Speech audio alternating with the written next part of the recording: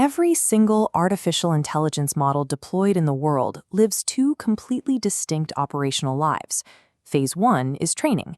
This is the intensive process where a model actually learns its parameters from raw data. Phase 2 is inference. This is the execution phase, where the model uses those newly learned parameters to make actual predictions. Welcome to today's Explainer. We are going completely behind the scenes today to unpack the actual mechanics of AI inference. To kick things off, let's make sure we're all on the same page about what this term really means. Inference is, at its core, just the forward pass. It's the act of taking a fully trained model, with all its frozen weights and biases, and using it to make predictions on totally new, unseen data. No computing loss, no gradients. The learning phase is 100% finished. Now it is entirely about execution and getting results back to the user. A request doesn't just magically jump straight into a neural network. Every single request flows through a very precise 4-step sequence. First up, we've got pre-processing. This is taking a raw input and normalizing or tokenizing it so the model can read it. Then comes the model forward pass, where the actual computation happens. Third is post-processing, which takes those raw, confusing model logics and converts them into probabilities or text that we humans can actually understand.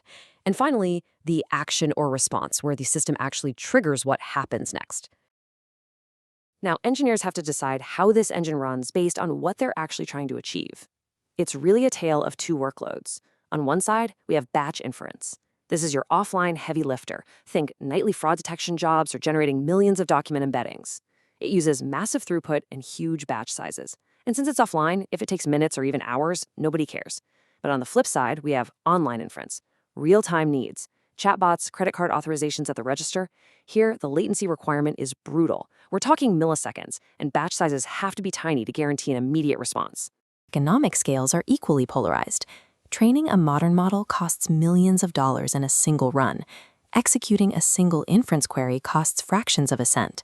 This line graph plots an AI's lifecycle costs. The massive initial spike is training CapEx. The low, extending line is inference OpEx. Watch where they cross. Billions of requests mean the cumulative cost of inference eventually surpasses the initial training investment. Engineering or budgeting for a viable AI system requires treating the mechanics of learning and the mechanics of doing as entirely separate technical domains.